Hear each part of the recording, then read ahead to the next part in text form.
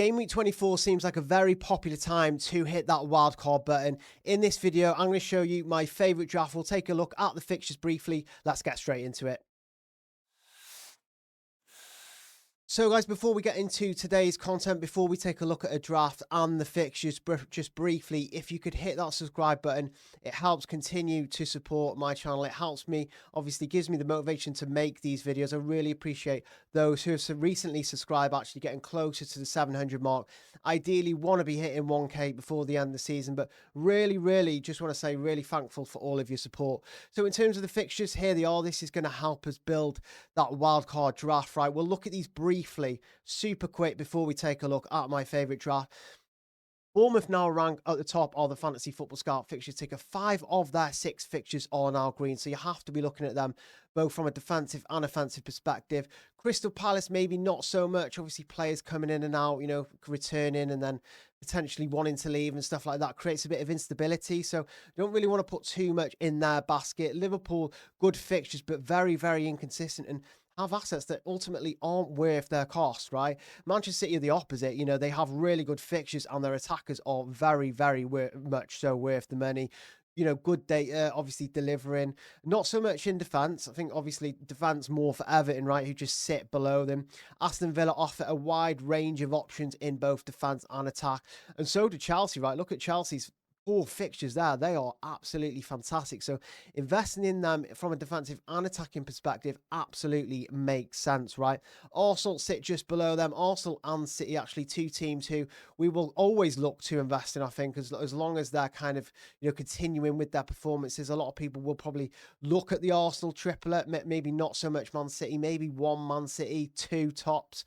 Obviously, because they do have some attacking options, right? Maybe less so in defence. And as you go down the table, you'll see that Fulham, although they are mid-table, the fixtures are actually okay, right? I mean, you look at them. Man United, Everton, not so bad. Man City might be tough. Sunderland, tricky, but Tottenham at home and West Ham at home, also really good fixtures. So most of those fixtures are pretty good for Fulham, albeit they don't look like they are on this graphic. As you go down, you'll also see Newcastle, I think, it feels like time to get rid of Newcastle assets, doesn't it? So with that in mind, and, we've just quickly looked at the fixtures, let's take a look at my draft.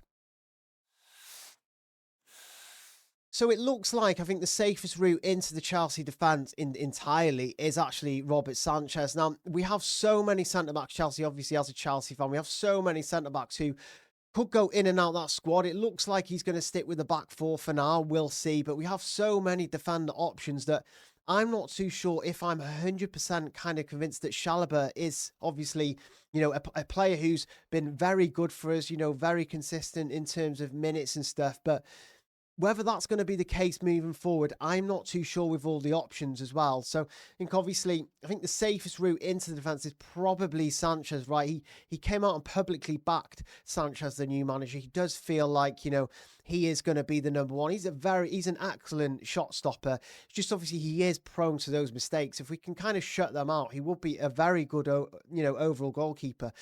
So ultimately, I think you have to have Chelsea defensive coverage because the fixtures are very good, as we saw in that kind of 4-match period there.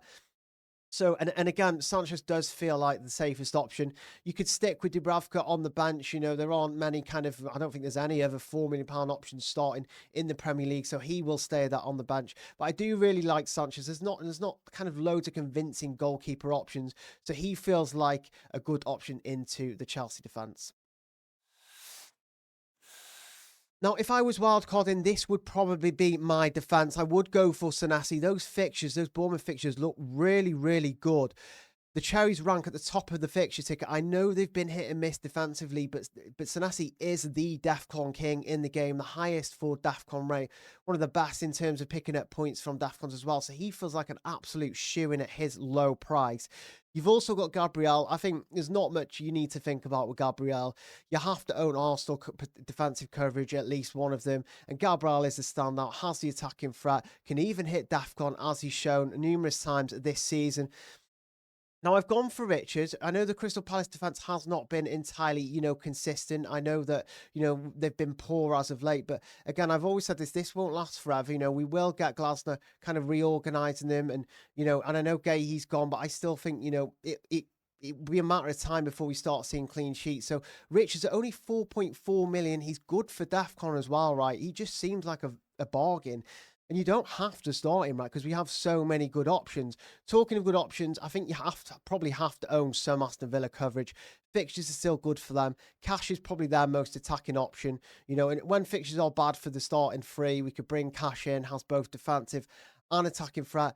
I wasn't too sure about Anderson. I know he got an impressive return last time out, got an assist, got a daft card, but Fulham do struggle for clean sheets. But I think what nailed it is he's still very cheap. He kind of is a very good option off the bench, right? And if we want to rotate, another defender, or we're not happy with the attacker that we have on, then it feels like his kind of floor is 4 points, which is pretty good, right? It's pretty much what we want. Midfielders don't really hit that if they blank, so they don't. So I think he is a good option. I really like this defense. I think lots of nice little budget options. You could probably go for Sunderland pick like Alderweireld as well long term, but really like these picks ahead of the new round.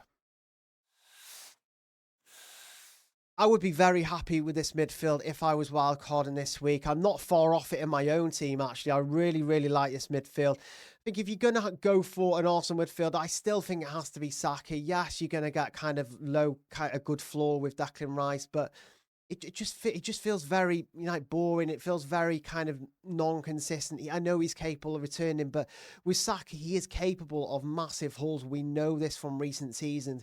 Yes, he's not been very good this season at all. In fact, we've not really seen much from him in basis in terms of goal threat, but we've obviously with Jesus getting back into the fold a little bit more, maybe kind of competition for Gokarash's minutes. I think we're going to see more penalties from Saka. I think we're also going to see probably better overall attacking kind of play from him, right? He can link up with Jesus very well. Obviously, he has a better connection with him than probably Gokarash. But, all this doesn't really matter because, he still feels like that he could explode at any minute. He still feels like a kind of player who could go on an epic run of form, right? Explosive form. So for me, I think he stays in. He's also a placeholder, right? So if you wanted to kind of switch to a Palmer or someone like that of that price, it can be easily done. Now, I've stuck with Harry Wilson. I own him in my own team. He's I think he ranks as one of the highest scoring midfielders. I think one of the best kind of in data as well. I know a lot of people have argued about his data, but I think he sits top 6 midfielders in the last 6 for non-penalty expected goal involvement. He's just been a fantastic asset, and he's only like 6 million. He's very, very cheap, and Fulham are good side, right? Fixtures are still great for them, so Wilson feels like a good keep. Enzo is an absolute shoo-in as well. The Chelsea fixtures in the next 4 are ridiculous. Palmer maybe has doubts, which makes Enzo the penny taker. He also has been playing in the number 10 for the new manager as well. One of the best midfielders for non-penalty expected goal involvement, so definitely keep him. Mbeumo and Bruno Fernandes also make the draft. Manchester United, as we saw, right up there now in terms of fixture difficulty. Have they proven themselves? Yes, they have. I mean, if you look at the kind of top 10 midfielders for non-penalty expected goal, I think you'll see 4 Manchester United midfielders, which is obviously very, very good. They're set up to attack. The new manager is also kind of brought in a new confidence. Bruno Fernandes is essential. We have to know that due to kind of what he offers, 5 goals, 3 assists in his last 6 matches. And Mbeumo also a very good option. I actually owned Mbeumo for a while ahead of Fernandes, and it actually went pretty well until, I owned them both. And then Mbeumo went to AFCON. So 2 very, very good assets. I think this midfield seems rock solid. There's an argument for having Semenyo in here. I do like Antoine Semenyo of Man City. The fixtures aren't great though, and you never quite know with Pep. Could he rotate Semenyo out? Could happen. It really, really could happen. And he could he could label it as rest when in reality he's got so many attackers he needs to give minutes to. So I'm a little bit worried about Semenyo's minutes, even though he's just joined and been in form. But that's what you get with Pep, right? You don't really get consistent minutes. So for me, I really like this midfield. This is the one I'd go with.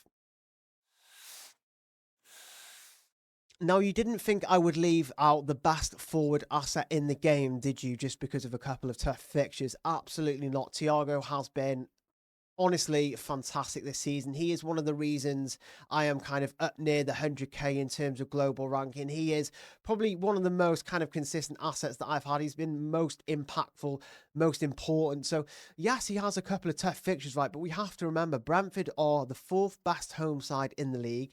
At home, they are averaging 2 goals per game. And Thiago has the capability of, obviously, has Pandy. He leads that attack, that very good home attack, right? So, but also a couple of fixtures like Aston Villa, Newcastle, they don't seem like completely, ruling out his potential. You can't rule him out in those matches. But you also can't find a better alternative up front. Yes, you can look at Evan Nelson. You're not going to get minutes. You might not get pen security. I also rate the Brentford attack a little bit better than the Bournemouth one. But also, I've owned him for quite a while now, and if you're wildcarding him in, he's probably going to keep going up in price potentially if he keeps, on ticking by. I wouldn't be surprised to see him score, a couple of goals within that kind of match period of Aston Villa, City, Newcastle. But then after that, he has good fixtures. So just hold him for those few tough fixtures. You don't even have to play him if you're not convinced by him.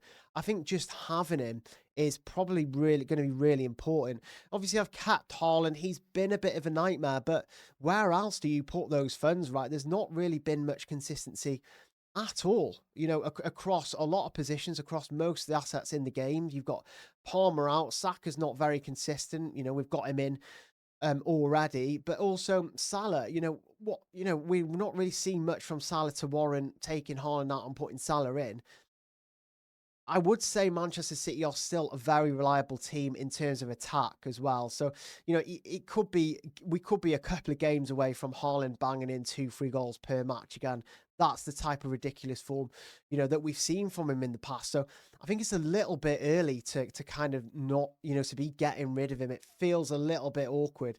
I mean, I would maybe potentially look at changing captaincy. He's not a kind of perma captain, as people would call it anymore. He would still be someone I look at captain it most weeks, but I still think, for now, just keep him, maybe not captain him if you really don't want to, but I think you have to have him in. I've also gone for Creepy as well. He seems to be getting minutes for Bournemouth now. He's starting playing 60 to 70 minutes most matches, which is what you want. Maybe it's not enough. It's not convincing enough to actually start him ahead of another asset. But if he continues to kind of deliver output, I know he's been a bit, hit and miss recently in those starts, but I think if he hits his stride, gets those kind of starts, he could even become an option off the bench. So really, really happy with this wildcard draft. So guys, to stay up to date with all of those wildcard and free hit drafts, those weekly drafts, then please hit that subscribe button. It takes 2 minutes, and I'll see you guys again soon.